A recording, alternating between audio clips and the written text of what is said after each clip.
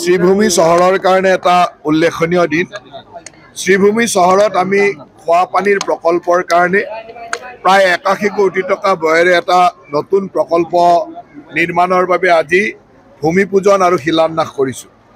শ্ৰীভূমি চহৰৰ এটা ডাঙৰ সমস্যা আছিল খোৱা পানীৰ সমস্যা, আৰু এই সমস্যা চহৰৰ প্ৰতিটো ৱাৰ্ডতে আছিল, প্ৰতিটো অঞ্চলতে পানীৰ অভাৱ আছিলে। যোৱা শিলচৰত হোৱা কেবিনেটত আমাৰ মুখ্যমন্ত্ৰী ডাঙৰীয়াই সিদ্ধান্ত লৈছিলে যে শ্ৰীভূমি, হাইলাকান্দি, লালা আৰু বদৰপুৰ এই চাৰিওখন চহৰতে খোৱা পানীৰ প্ৰকল্পৰ কাম কৰা হ'ব। আৰু সেই মৰ্মে আমি গোটেই চহৰখন আমি ছাৰ্ভে কৰিলোঁ। চহৰৰ প্ৰায় ২৭টা ৱাৰ্ডৰ আমি সকলোতে পানী দিব পৰাকৈ 18 MLDৰ এটা নতুন প্ৰকল্পৰ কাৰণে DPR তৈয়াৰ হ'ল, টেণ্ডাৰ হ'ল, আৰু আজি এই প্ৰকল্পৰ আমি ভূমি পূজন কৰিলোঁ, শিলান্যাস কৰিলোঁ। এই প্ৰকল্পৰ জৰিয়তে প্ৰায় 15,000 পৰিয়ালৰ 75,000 ৰাইজক বা মানুহক পানী দিব পৰা যাব।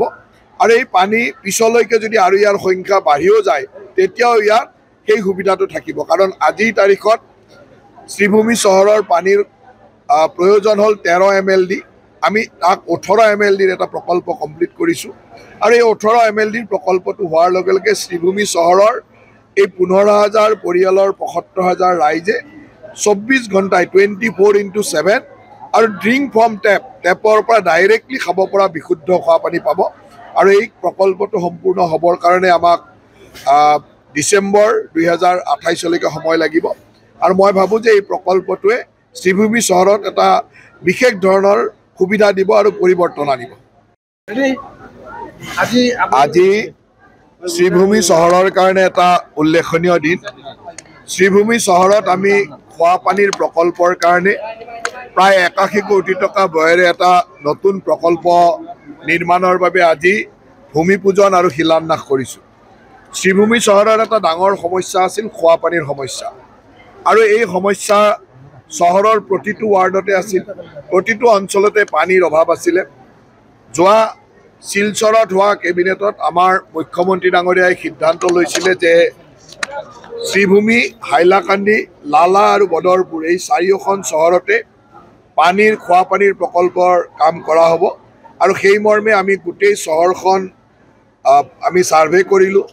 চহৰৰ প্ৰায় ২৭টা ৱাৰ্ডৰ আমি সকলোতে পানী দিব পৰাকৈ 18 MLDৰ এটা নতুন প্ৰকল্পৰ কাৰণে DPR তৈয়াৰ হ'ল, টেণ্ডাৰ হ'ল, আৰু আজি এই প্ৰকল্পৰ আমি ভূমি পূজন কৰিলোঁ, শিলান্যাস কৰিলোঁ। এই প্ৰকল্পৰ জৰিয়তে প্ৰায় 15,000 পৰিয়ালৰ 75,000 ৰাইজক বা মানুহক পানী দিব পৰা যাব। আৰু এই পানী পিছলৈকে যদি আৰু ইয়াৰ সংখ্যা বাঢ়িও যায় তেতিয়াও ইয়াত সেই সুবিধাটো থাকিব, কাৰণ আজিৰ তাৰিখত শ্ৰীভূমি চহৰৰ পানীৰ প্ৰয়োজন হ'ল 13 MLD।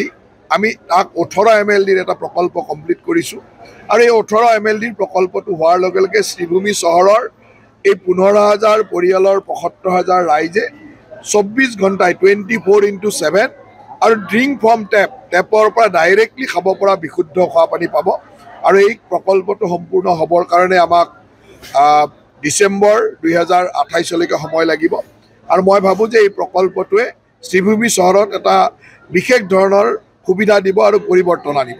যিকোনো খবৰৰ বাবে যোগাযোগ কৰক 7099017330 লগতে 7099017110 নম্বৰত।